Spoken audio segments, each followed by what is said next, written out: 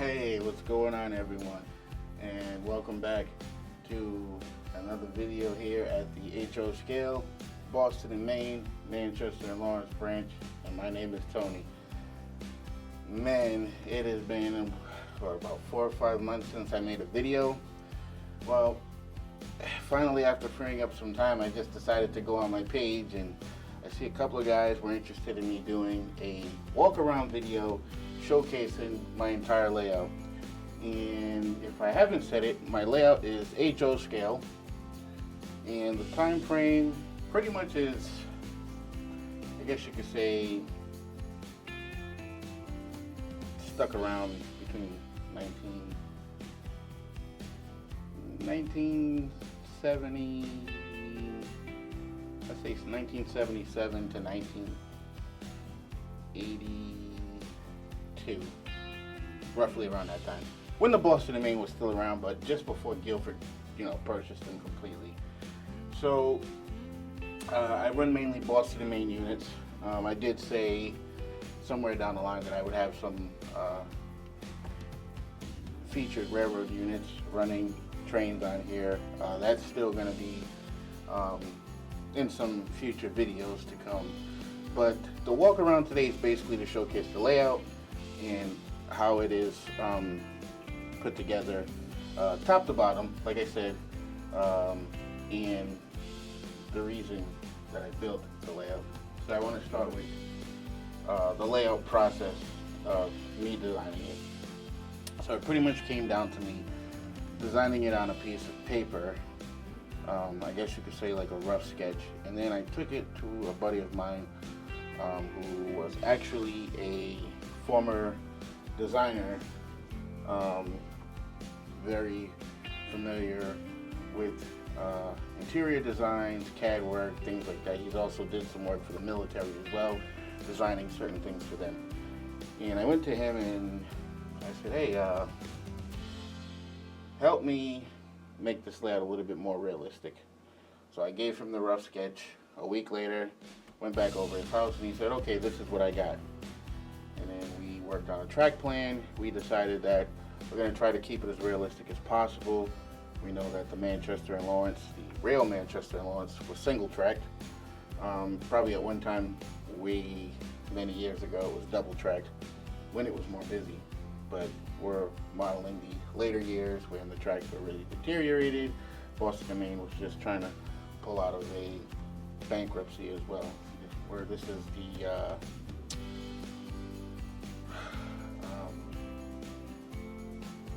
the era where they was pretty much coming out of a bankruptcy at that point.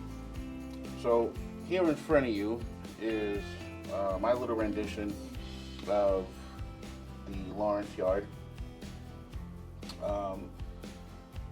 In case some of you don't know, I live in an apartment, so my living room it's of a decent size. I was able to wrap a whole layout around my living room along the wall, which I'm going to show you guys later on in the video so you can kind of see. But there's still a lot of work to be done here on this layout. I would probably say I'm somewhere at about maybe 55% to 60% completed with the scenery. But like I said, still a lot of work to be done. So first I want to talk about right here in front of you, right here. This is my rendition of Lawrence Yard. We had to scale it down because Lawrence Yard it's a pretty fairly decent sized yard from end to end. So I couldn't model the entire yard. So what I did was, I said, you know what? Why don't we just do 3 yard tracks and just pretty much call it a day with a main line running beside it. Instead of having a double main, I have a single main. To cut down on space, because like I said, this is in the living room, so I wanted to get as much out of it. So I'm gonna kind of show you here. If you've ever been down by Lawrence Yard, Andover Street. And these are actual photos of those buildings in that area. And what I did was I printed them on photo paper and used them as backdrops. It actually came out pretty good. I know Lawrence doesn't have a tower. Maybe at some point it did, but I decided to add a tower and stuff here to kind of give it more liveliness. Is also a crew office that I built back here. This was a ready-built kit, so all I had to do was just pretty much take it out the box, and I'm gonna add some details to it, like a little sign right here, LA, abbreviation for Lawrence Yard. The crew office, that's also a Walters kit. They give you enough to make two, but I only made one. Or you could take the two buildings and put them as one big building. I only use one kit. I still have enough to make another. I just haven't figured out where I'm going to put it yet on the layout. And you got your 3 yard tracks here, your main line. Everything switch-wise, these are all Pico Code 83. I had really good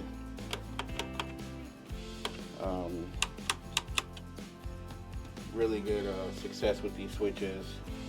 They don't bind up. I think I use Pico switches just about on everything except for maybe 2 locations on the entire layout. If you can afford them, because they are pretty pricey, they're definitely worth the money. They're definitely worth their weight in gold. So this is the yard. It looks kind of empty. Like I said, I still got a lot of work to do. Hold that thought. Sorry for the delay. Had to ring at the doorbell. But like I was saying, this is actually a sectional layout. There is exactly 10 sections in total that complete the entire layout. And another thing that people haven't seen is the layout was built without legs, for the simple fact that if I ever decided to move, this would be easy to break down, build some cheap shelving, like portable shelving with wheels on it, and I can stack these up and move them to a new location. That was the reason why they were built as such. And again, I'm going to show you guys underneath so you can see the wiring. Pretty basic, but I know a lot of people like to see underneath and stuff like that, so I'm going to show that to you guys. But yeah, this is my rendition of Lawrence Mass Yard, and I'll show you guys again. Here is Andover Street, and as you can see, the line branches off behind the building, and then right in this area over here is where the branch starts here. And I just kind of threw this building in here, but like I said, I have a ton of scenery I still have to do on the entire layout. So let's move on to the next section. Okay, so here is the second half of Lawrence. Lawrence is actually, well, along with Salem, is actually pretty much the majority of the layout. Lawrence goes from about where the bigger buildings end, just after Essex Street, and it pretty much goes all the way to the yard. That's all Lawrence. And then the corner section down on the end with the depot, that is supposed to be a representation of Methuen. Now I know the curve going through Methuen was not as sharp as I have it. It was actually a pretty smooth curve, but it was a very long one. And I was able to try to recreate that the best I could. Not prototypically, but I guess you could say it'll do, This building here, this building here has actually been on the last 2 layouts that I had, and it was just such a good building. I didn't want to destroy it or sell it or anything like that. And it's been around for quite a while. And if you look over here, those are all just background buildings. Buildings that I printed out on print paper. I mean, not print paper, photo paper. And just use a regular basic printer. Make sure you have a lot of ink, because to do this you need a lot of ink. I have an ink subscription, so I don't ever have to worry about ink. And the reason why I went this route with this section, because I saved a lot of space on scenery, because if I would have had a ton of buildings in this area, there would have been no room for railroad. There would only be room for buildings, street, and pretty much that. But in this area, I was able to squeeze in a runaround track here, and then you got the branch here. So if there was any switch work that needed to be done for this building, I can drop cars, run around them, and all that, and it works out perfectly. This is Merrimack Manufacturing. I forgot to put up the little thing right here, but that's Merrimack Manufacturing. This is just a service road that goes to the warehouse and the parking lot for the warehouse. And there's more backdrop buildings here. Matter of fact, I'll fire it up so at least you can hear a little bit of sound, kind of loud. So I run my system on the NCE power cab. I can run 2 locomotives at once without any interruption. Any more than that, you'll probably need a pro cab. But 2 locomotives on here, no problem. I do plan on getting a second power cab, so I can actually use one for the power of the layout, and the second one will be used to run trains.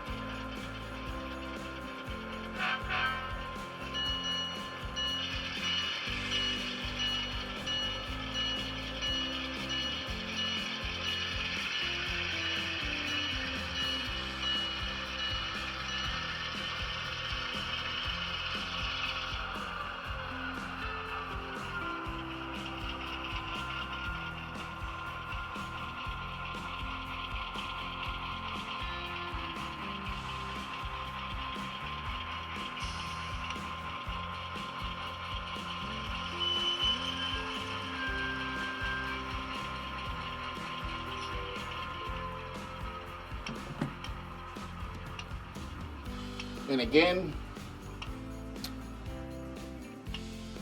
I see a lot of guys, they do a lot of, especially the guys with the bigger layouts, where they have a lot of switches, and some of them have 2 levels, a double layout, I guess you can call it, with 2 levels. They have to clean their tracks consistently because they run a lot of trains.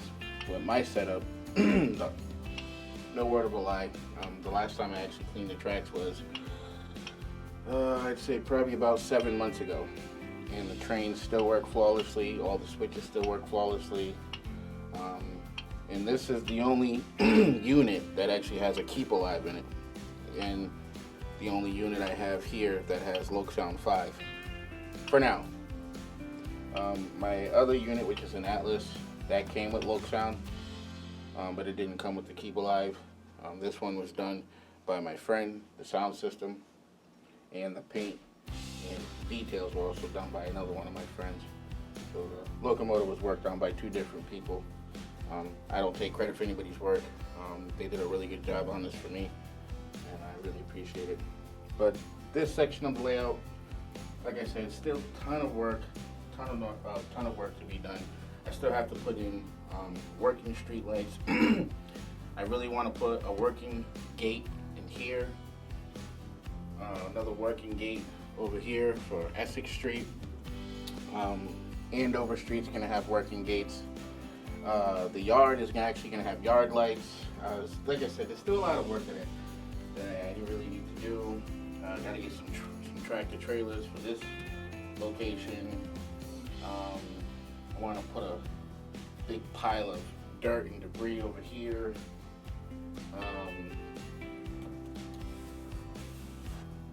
This is probably, well, this section probably has the most work done to it besides the potato chip factory at the end of the line. But yeah, I'm not sure if you see where I am right here. Right about here is where Lawrence ends, but it continues that way. So from here down is all Lawrence. This is me.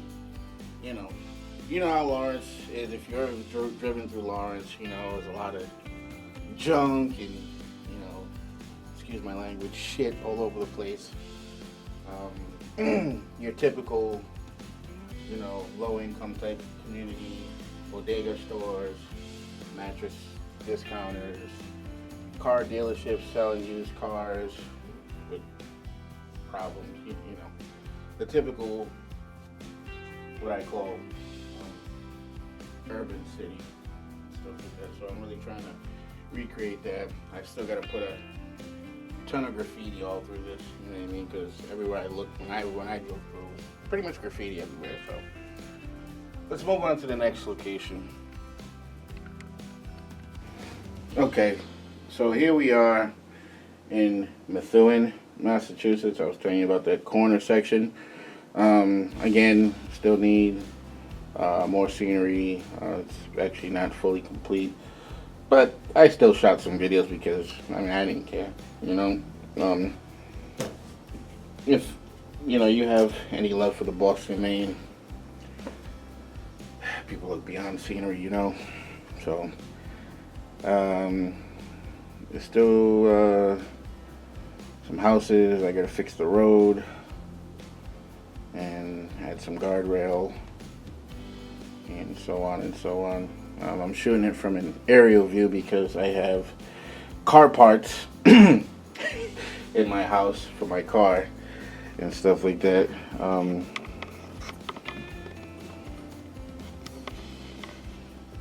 Yeah, I'm also into JDM cars. As you can see, I have a Skunk 2 exhaust. I don't know if you know anything about them, and I have a set of tires sitting right here, so just bear with me.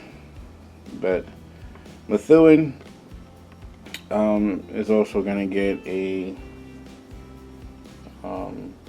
road bridge. I had a bridge actually in the section over here, just beyond the camera on this head, and it worked out well for a while, but I decided I wanted to build another one, a decent one, under the same concept as the last one. The last one was a kit from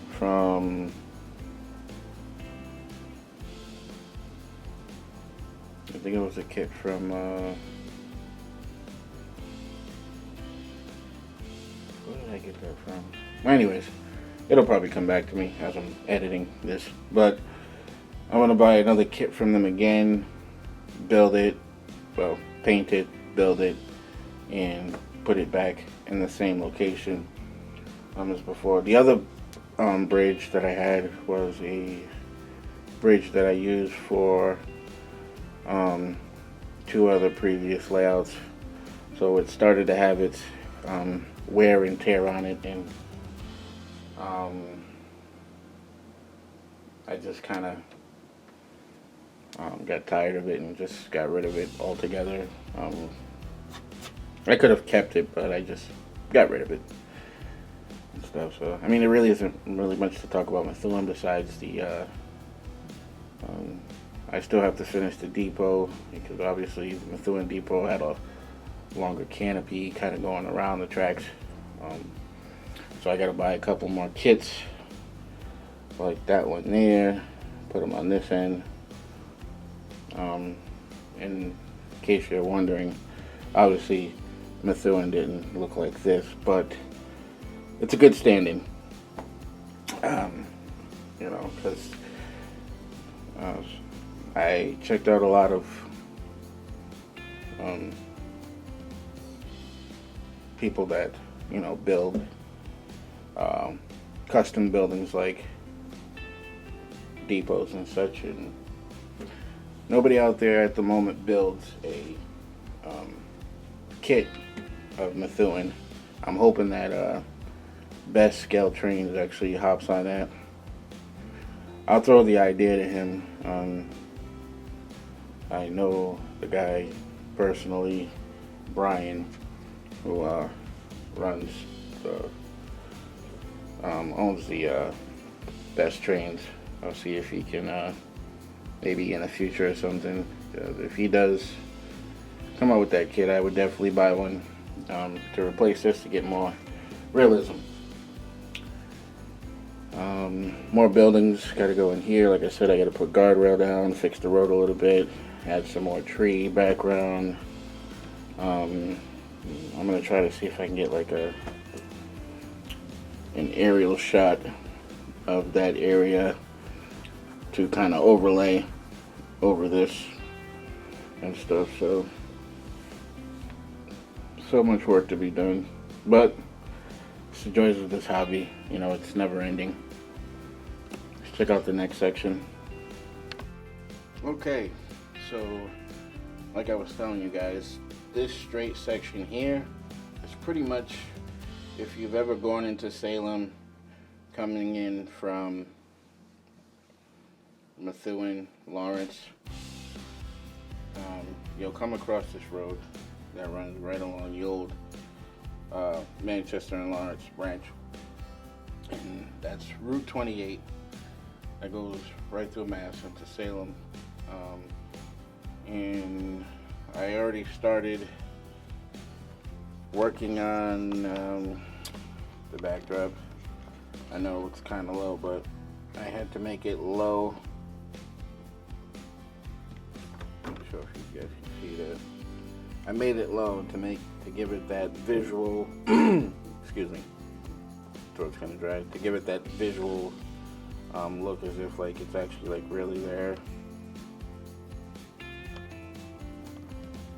You know, you get the Home Depot and, you know, all that good stuff.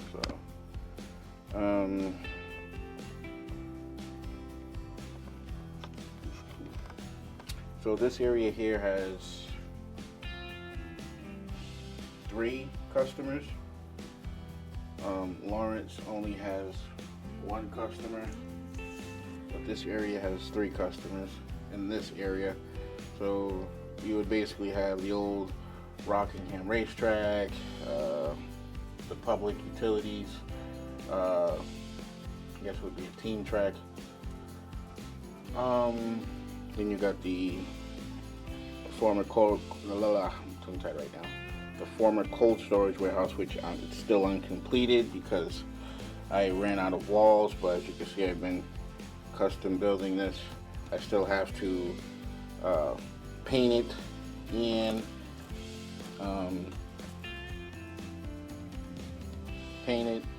detail it.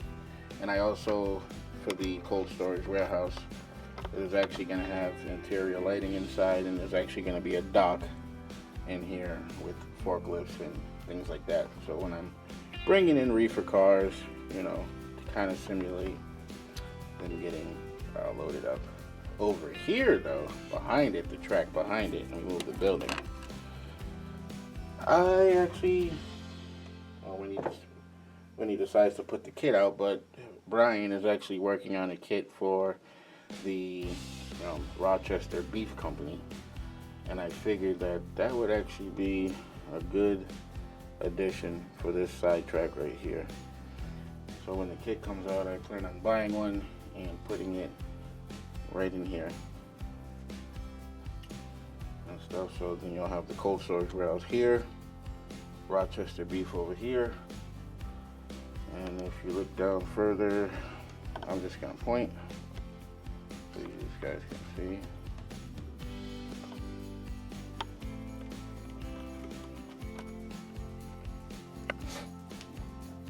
Down over here we have the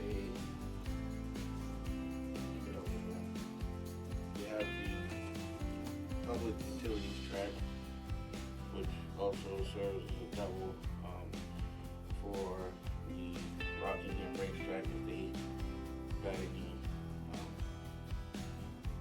stuff. But mainly the public works uses that track for salt cars and things. There's also a runaround right here. And then pretty much the layout continues on by the depot, cutting across Main Street. Let's check that section out. Oh, so I don't have a lot of lighting, as you can tell. Half this video is going to be dark, somewhat dark, and when we get over to the end of Salem, you'll see it's like lit up like a Christmas tree. Like you can already see the light over there. I have to get more lighting overhead so I can light this up. But future plans for the Route 28 section, there's going to be street lighting all the way down. Street lighting on the street here. That's Hagop Road. Yeah, I mean, if you've ever walked the old Manchester and Lawrence, you would actually walk past all of this. It's all redeveloped now. There's a store here. This house is no longer here. That second house was not there, but I just didn't know where to put it on the layout, and I figured it would have looked good. Hagop Road only had just one house like that. I think the people sold the house and they demolished it. And it's pretty much just a dirt trail now, you know, where people can walk and use their bike and stuff like that. So I just, like I said, I try to recreate this as best as possible. I still have a lot more background photo work I got to do to keep it going and stuff like that, because I got a long road, and you know, I only got as far as just this section, so I got to keep it going on that end. Now let's check out Main Street. Okay, so here we got Main Street, and I must say, when we built that section there, we really shortened it quite a lot, and it's actually it's a pretty sharp curve. I have ran, and I've always ran 50-footers through there, but they just look a little weird.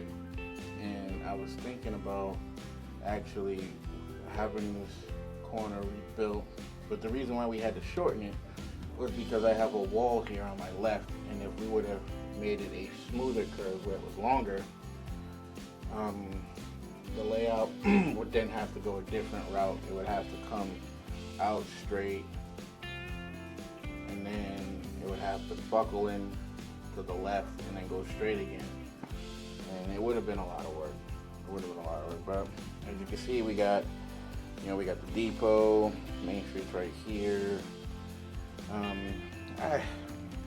It's been hard for me to get that background of Main Street like looking the way I want it to look. I actually plan on taking the backdrop off and taking off all those background trees and all that stuff. Cleaning up, probably sanding it down, repainting it, and then redoing it all over again, because I just kind of layered stuff around and it just doesn't look right. You know, when trains are going there and I'm filming right up the road, it just doesn't look realistic. It just kind of looks like crap to me, and that's my honest opinion. Those buildings, obviously photo backdrop buildings, but I thought they looked nice, so I just kind of stuck two of them together to make it look like one long massive manufacturing company. I'm gonna get some trailers and just kind of stick them in there and kind of make it look like they're doing some serious business. But the corner section for Main Street it's pretty much 100% exactly where I want it. On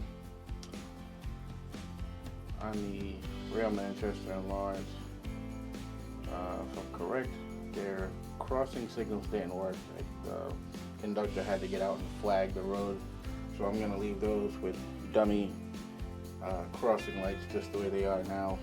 There's some dummy crossing lights in there. I'm not sure if you can zoom in. Let me see if I can zoom in on it. If you look here,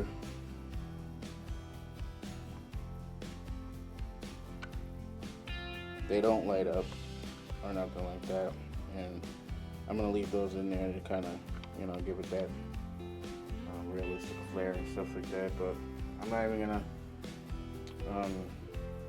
really do too much.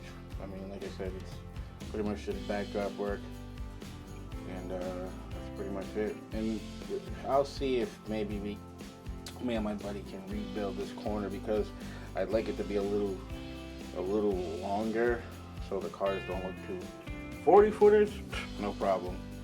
But I've even ran a couple of regular 4-axle units through here, and a couple of them had problems going through that switch. There's a switch over here we had to use. It's actually code 100 Pico, and everything else on this layout is code 83. Everything from the flex track to the switches, and that's the only switch over here that's code 100. And we had to file it down to kind of, it works for now, but I have another brand new Pico switch down below that I want to take that out over here and put that other switch in there. But that means we're gonna have to literally rip all this stuff up and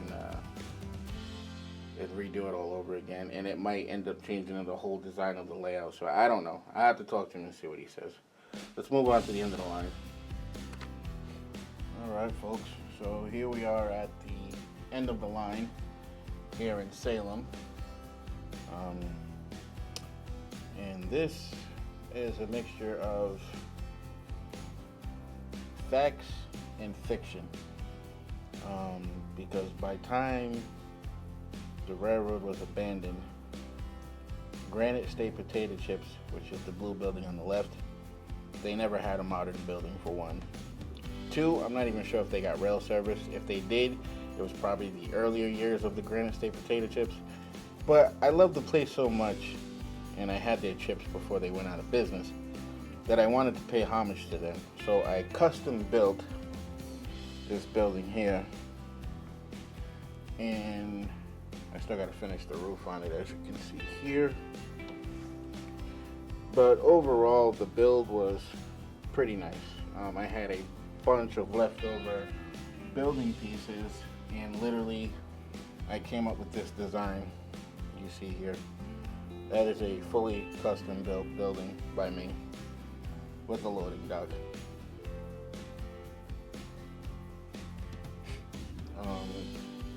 The building next to it, that would be the administrative offices, where they do all their business, take all their orders, things like that. There's also a little runaround track here, as you can see in front of your screen, right here. Because obviously it's the end of the line, we actually need somewhere to, make these cars. I don't even know where it went, but I'll just stick it right here. You gotta have a place to run around and do your business and things like that, and this happens to be one of those locations.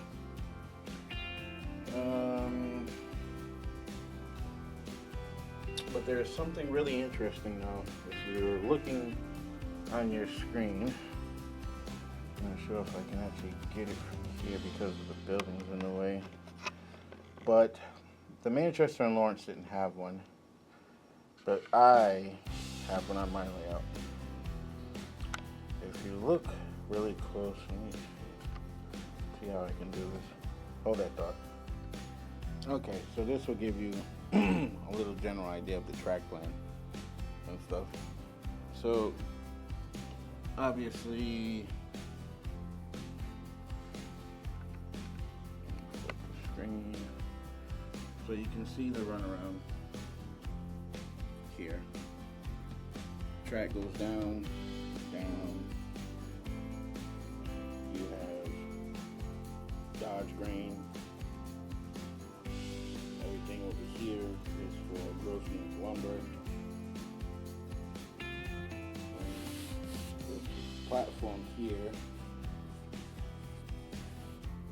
is actually made out of styrofoam. I'm going to come back over in a minute and show you this area here. But the part I was talking about is right here. This is actually a Walther's double slip track. My buddy had two of them. He wasn't even sure if he was going to use both of them. I think he sold the other one, and he donated that one to me because I needed some switches. So it's like basically having multiple switches in one.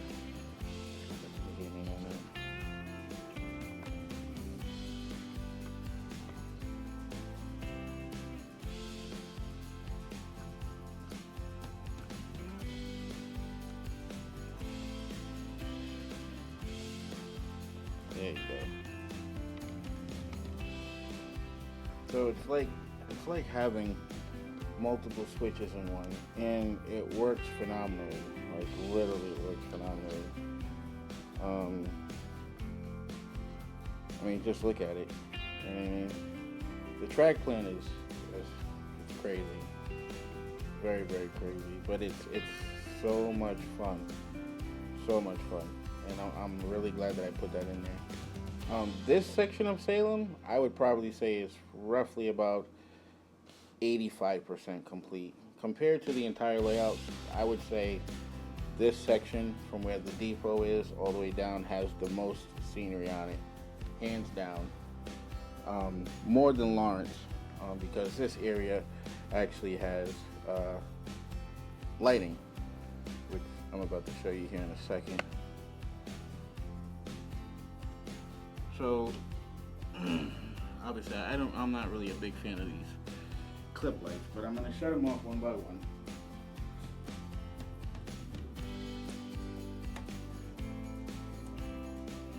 And show you guys.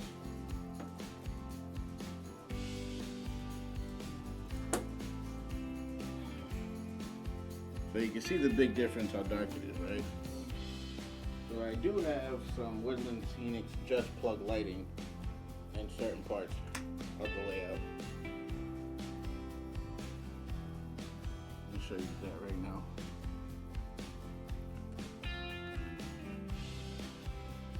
A little overview of the lighting.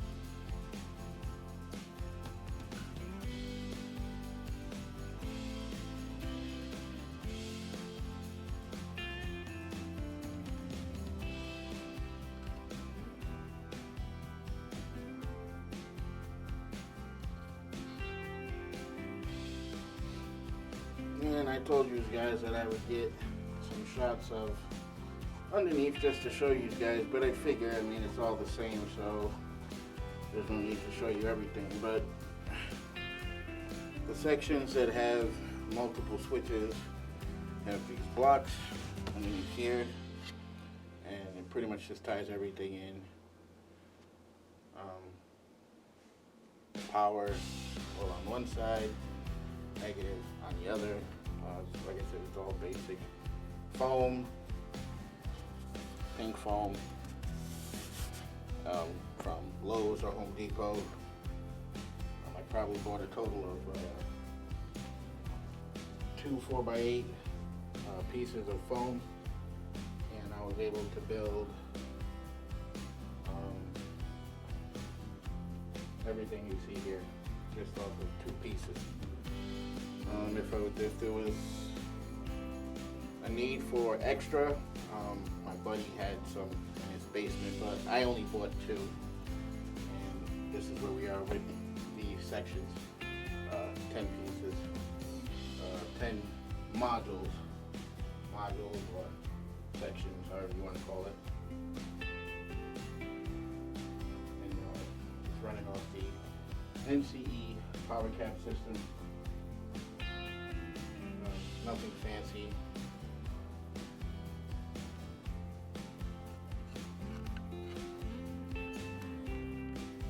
And as requested, again, excuse the mess you see in the middle. And now I'm going to show you an overview of the entire layout, starting from the yard and slowly panning around.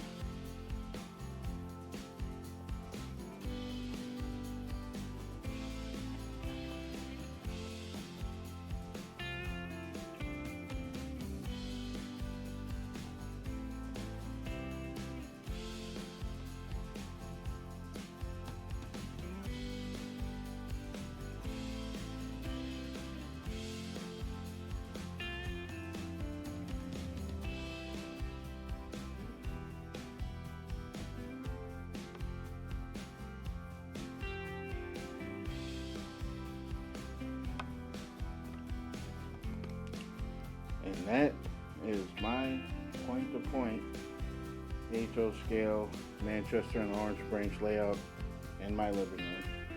Hope you guys enjoyed this video. If you have any questions, leave them in the comments. I'll be more than glad to answer. And again, if you haven't subscribed, please subscribe, like, comment, and also share these videos. I'd appreciate it. Thank you. God bless.